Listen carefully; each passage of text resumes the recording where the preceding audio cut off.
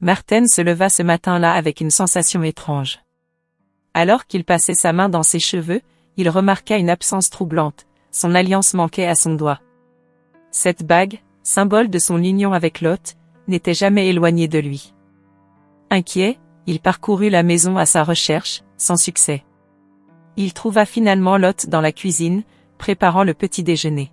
« Lot, as-tu vu mon alliance ? » « Je ne la trouve nulle part, » demanda-t-il, essayant de garder son calme. Lot, surprise, se retourna brusquement, laissant tomber la cuillère qu'elle tenait. « Ton alliance ? » Non, je ne l'ai pas vue. »« Peut-être l'as-tu laissée quelque part dans la maison, » répondit-elle, évitant son regard. Marten remarqua l'hésitation dans la voix de sa femme. « Tu es sûr ? » « Je me souviens l'avoir portée hier soir, » insista-t-il, son regard scrutant chacun des mouvements de Lot. « Oui, je suis sûr. »« Ne t'inquiète pas, elle doit être quelque part ici. »« Je vais t'aider à la chercher, » dit-elle en se lançant frénétiquement dans une fouille de la maison. Lot semblait paniqué, et ses recherches paraissaient désordonnées, presque désespérées. Elle fouillait chaque tiroir, chaque recoin, comme si sa vie en dépendait. Marten, observant cette scène, sentit une boule se former dans son estomac. Il y avait quelque chose de terriblement étrange dans le comportement de Lot. « Lot, calme-toi.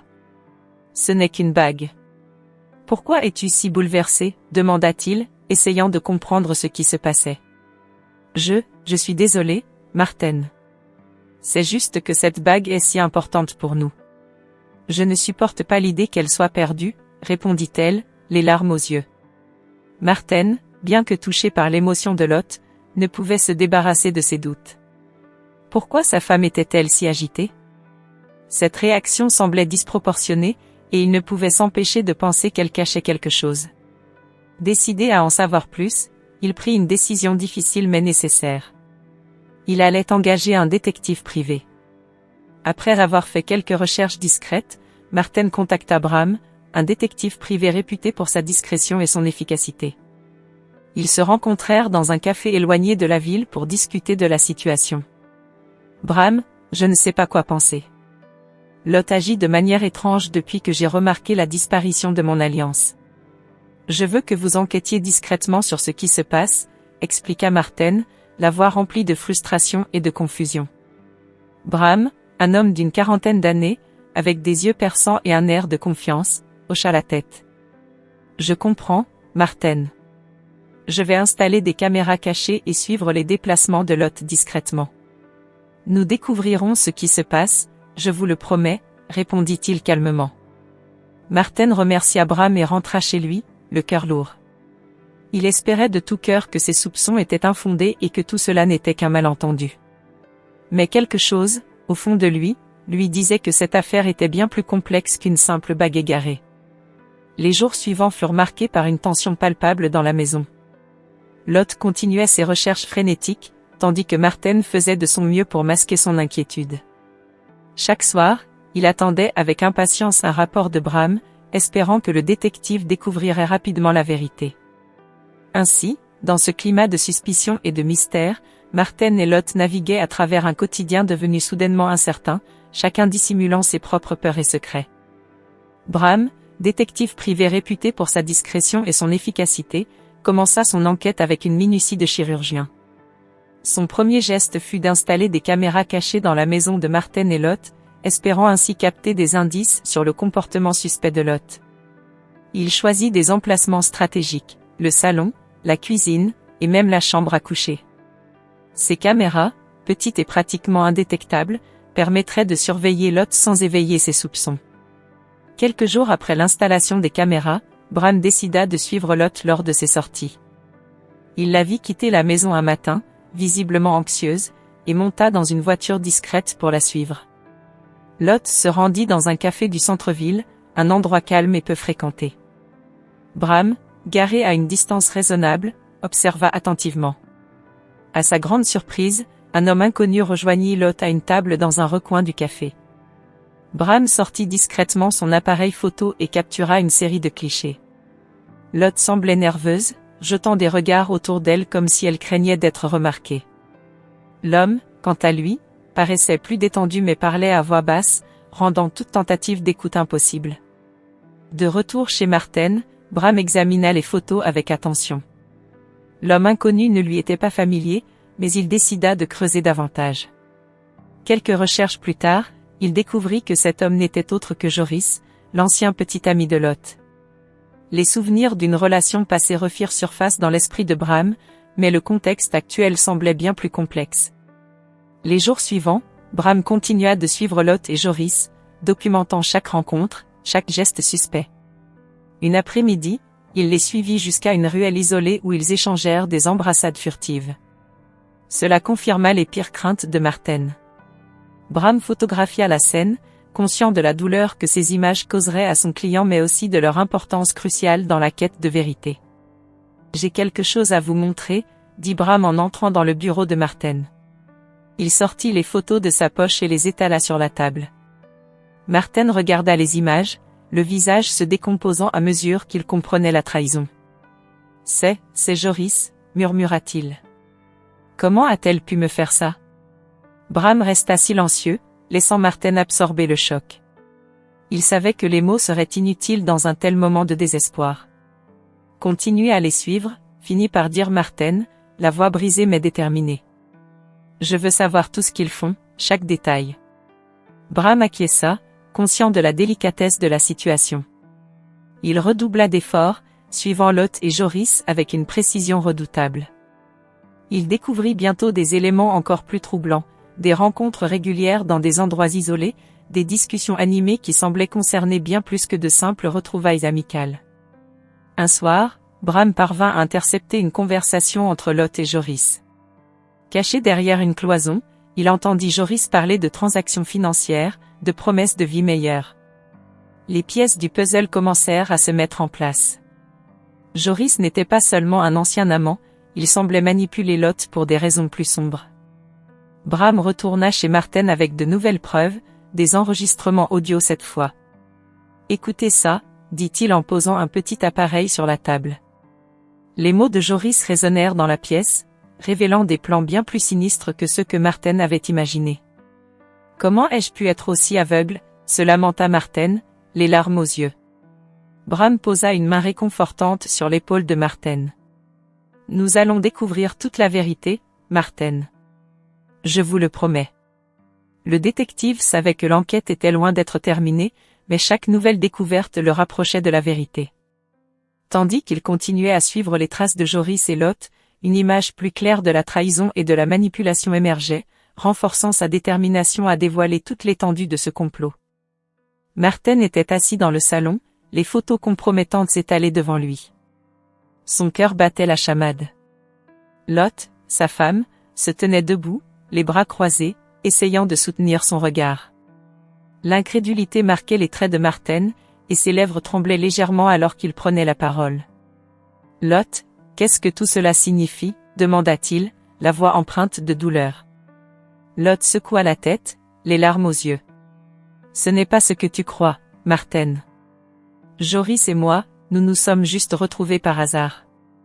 Il n'y a rien entre nous. » Marthen frappa la table du poing, faisant sursauter Lot. « Ne me mens pas. Les photos parlent d'elles-mêmes. Tu crois que je suis stupide? Que je ne vois pas ce qui se passe? » Lot éclata en sanglots, tombant à genoux. « Je t'en prie, Marthen, crois-moi. Joris m'a contacté il y a quelques semaines. Il avait des problèmes, il avait besoin de mon aide. Mais il n'y a rien de romantique entre nous, je te le jure. » Marthen se détourna, incapable de regarder Lot plus longtemps. Les mots de Bram résonnaient encore dans son esprit. Les photos, les rencontres secrètes, tout cela ne pouvait être une simple coïncidence. Pourtant, une partie de lui voulait encore croire en l'innocence de sa femme. Pendant ce temps, Bram poursuivait son enquête avec une détermination sans faille. Il avait désormais un nouvel objectif, découvrir la vérité sur Joris. En fouillant dans les archives et en interrogeant discrètement des contacts, il mit au jour des transactions financières suspectes entre Joris et Lot. Les montants étaient importants, et les dates correspondaient aux périodes où Lot avait prétendu être occupé par des tâches domestiques ou des sorties avec des amis. Bram n'avait pas de doute, quelque chose de louche se tramait. Il rassembla toutes les preuves et les apporta à Marthen. Regarde ça, Marthen. Ce ne sont pas de simples coïncidences. Lot est impliqué financièrement avec Joris. Il faut que tu prennes des mesures. Marthen, le visage blême, hocha lentement la tête. Tu as raison, Bram. Je ne peux plus fermer les yeux sur tout ça. Il est temps de mettre fin à cette mascarade. Il contacta immédiatement un avocat, Peter, pour le représenter dans une procédure de divorce.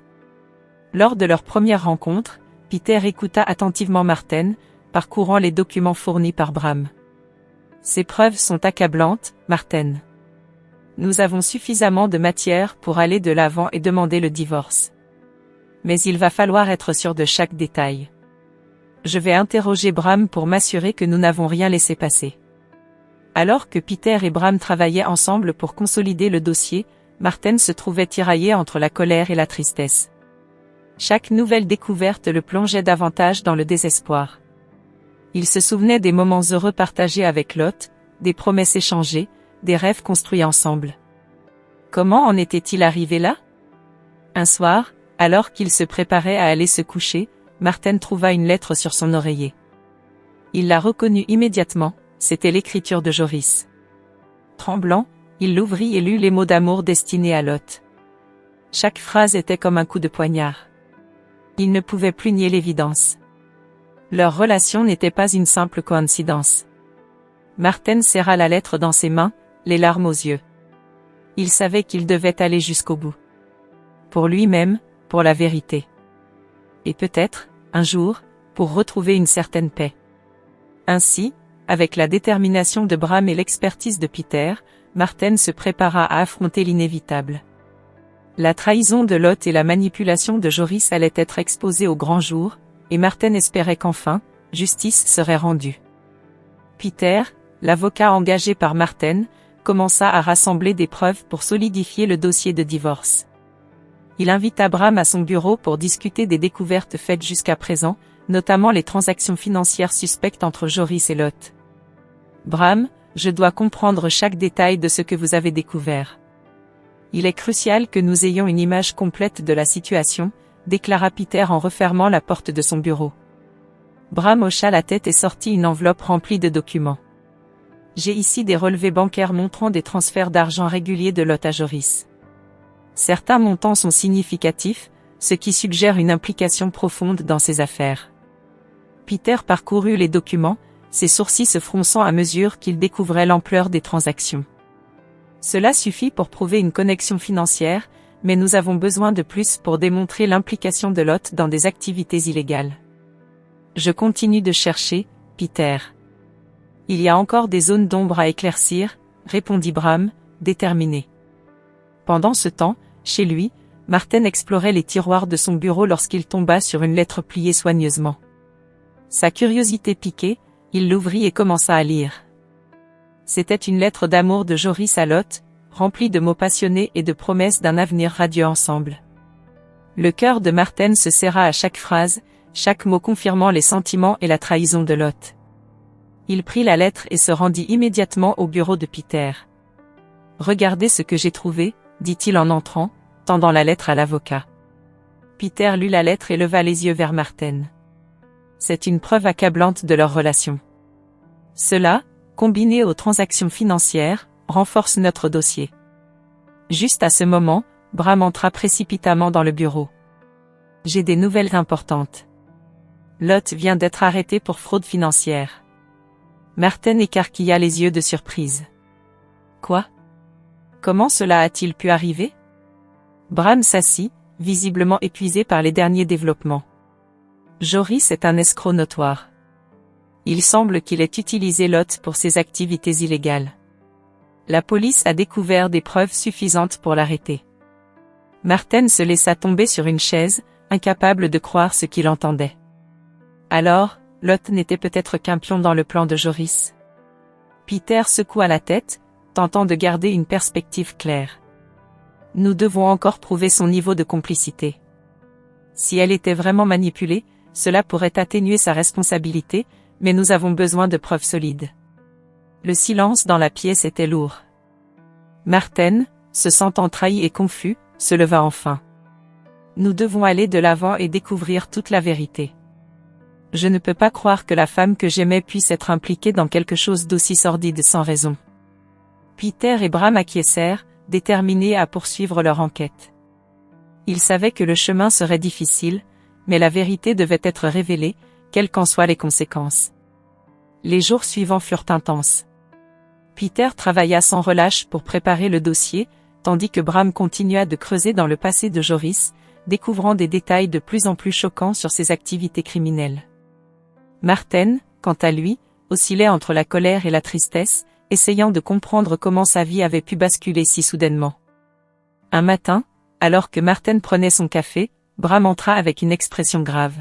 « J'ai découvert quelque chose de crucial. » Joris avait planifié de s'enfuir avec tout l'argent, abandonnant Lot à son sort. Marten serra la mâchoire, sentant une nouvelle vague de colère l'envahir. Cet homme doit payer pour ce qu'il a fait. Et Lot, nous devons découvrir à quel point elle était vraiment impliquée. Peter, entrant à son tour, posa une main rassurante sur l'épaule de Marten. Nous allons faire tout ce qui est en notre pouvoir pour que justice soit rendue. La détermination de chacun était palpable. Ils savaient que l'affaire prendrait encore des tournures dramatiques, mais ils étaient prêts à affronter chaque obstacle pour découvrir la vérité et rendre justice. Lors du procès, la salle d'audience était remplie d'une tension palpable. Lot, assise à la barre des accusés, avait les yeux rougis par les larmes, mais elle semblait déterminée à faire face aux conséquences de ses actions.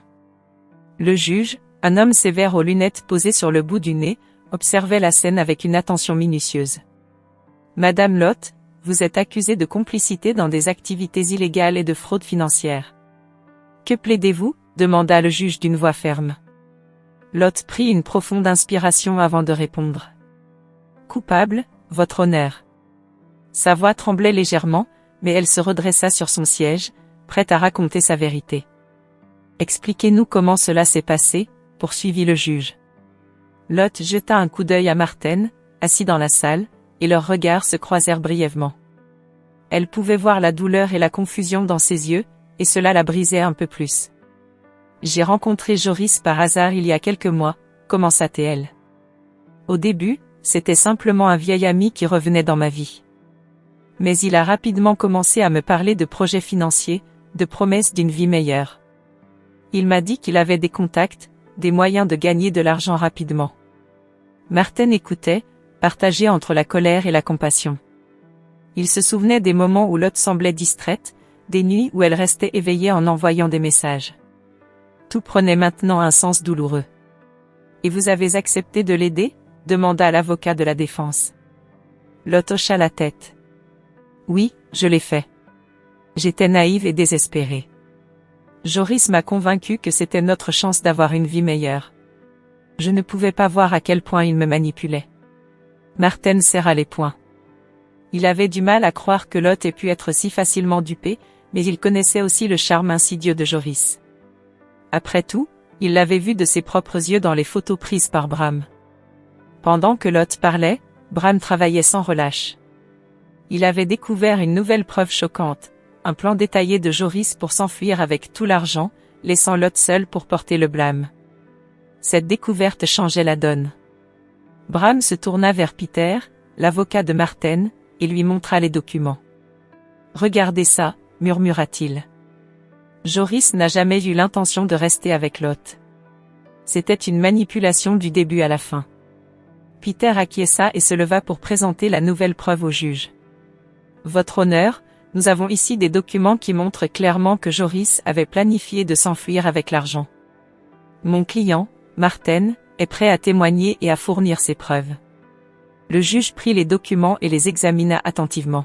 « Très bien, nous allons entendre le témoignage de Marten. » Marten se leva et s'approcha de la barre des témoins. Son cœur battait la chamade, mais il savait qu'il devait rester fort.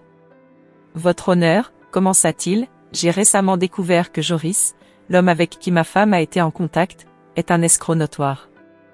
Il l'a manipulé et utilisé pour ses propres gains. » Il continua en décrivant les preuves accumulées par Bram, les transactions financières suspectes et les lettres d'amour trompeuses. Chaque mot qu'il prononçait semblait alourdir l'atmosphère de la salle d'audience. Lot écoutait, les larmes coulant silencieusement sur ses joues. Elle comprenait maintenant l'ampleur de sa naïveté et de sa complicité. « Martine, je suis désolée, murmura-t-elle, presque inaudible. Martine la regarda. Il voyait la sincérité dans ses yeux, mais la trahison était encore trop fraîche. « Je veux juste que la vérité soit connue, » répondit-il, sa voix ferme et déterminée. Le juge prit une pause avant de rendre son verdict. À la lumière de ces nouvelles preuves, il est clair que Joris a manipulé Lot pour ses propres fins. Cependant, Lot reste coupable d'avoir participé à ces activités illégales, même sous l'influence de Joris. La salle d'audience était silencieuse, chaque personne attendant la décision finale. Lot avait avoué sa culpabilité, et les preuves de la trahison de Joris étaient indéniables. La justice allait enfin être rendue, mais les cicatrices de cette épreuve resteraient gravées dans les cœurs de tous ceux qui y étaient impliqués. Au tribunal, Martine se leva, le regard déterminé, prêt à présenter les preuves irréfutables de la trahison complète de Joris. La tension dans la salle était palpable alors que Martine, avec une voix claire et assurée, commença à exposer les documents et les photos recueillis par Bram. Les preuves montraient sans équivoque les transactions financières suspectes entre Joris et Lot, les lettres d'amour compromettantes et les plans malveillants de Joris pour s'enfuir avec tout l'argent. « Joris, » commença Martine, en fixant l'accusé, « vous avez non seulement trahi ma confiance, mais aussi manipulé ma femme pour vos propres intérêts sordides. Vous avez utilisé Lot comme un pion dans votre jeu de fraude et de tromperie. » Joris, assis dans le box des accusés, évitait le regard de Martine, la culpabilité marquant ses traits. L'avocat de Martine, Peter, présenta ensuite les preuves que Bram avait découvertes, incluant des enregistrements audio et vidéo des rencontres secrètes de Joris et Lot. Ces enregistrements, expliqua Peter, montrent clairement que Joris avait l'intention de s'enfuir avec l'argent, laissant Lot seul pour faire face aux conséquences de leurs actes. Le juge, après avoir examiné toutes les preuves, condamna Joris à une peine sévère pour fraude et manipulation. La sentence fut accueillie par un murmure de satisfaction dans la salle d'audience, chacun réalisant que justice avait été rendue. Lot, bien que condamné à une peine plus légère, se leva ensuite pour s'adresser au tribunal, et plus particulièrement à Martine. Les larmes aux yeux, elle exprima des remords sincères. « Martine, » commença-t-elle, sa voix tremblante, « je suis profondément désolée pour tout ce que je t'ai fait subir. Je me suis laissée entraîner par les promesses de Joris, et j'ai perdu de vue ce qui était vraiment important. J'espère qu'un jour, tu pourras me pardonner. » Martine, touché par les mots de Lot, resta silencieux pendant un moment. Ils se souvenaient de leur vie ensemble, des moments de bonheur et de complicité qu'ils avaient partagés avant que tout ne s'effondre. Bien que la douleur de la trahison soit encore vive, ils commençaient à envisager la possibilité de pardonner Lot. Après la séance, Martine sortit du tribunal, suivi de Bram et Peter. Ils s'arrêtèrent sur les marches du bâtiment, contemplant la journée qui s'achevait.